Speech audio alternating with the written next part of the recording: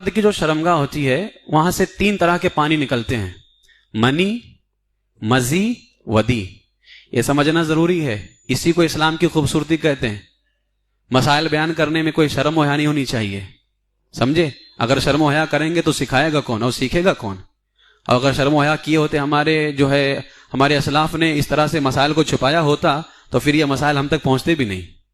انسان کی شرمگاہ سے کتنی طرح کے پانی نکلتے ہیں؟ 3 طرح کے، منی، مزی، میم ذال یا، مزی، ودی واو دال یا۔ یاد ہے؟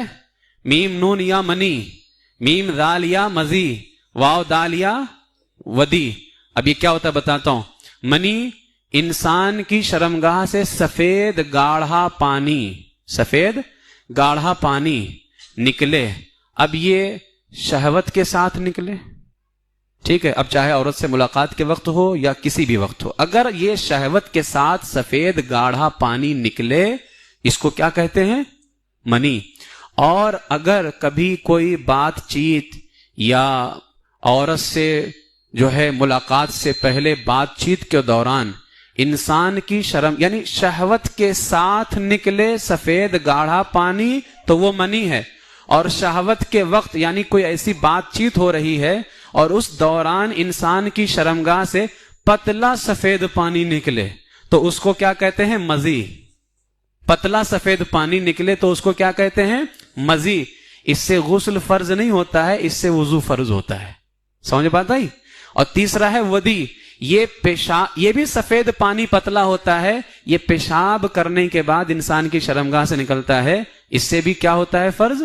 وضو۔ غسل فرض نہیں ہوتا ہے، غسل فرض صرف کس میں ہوتا ہے؟ منی کے اندر۔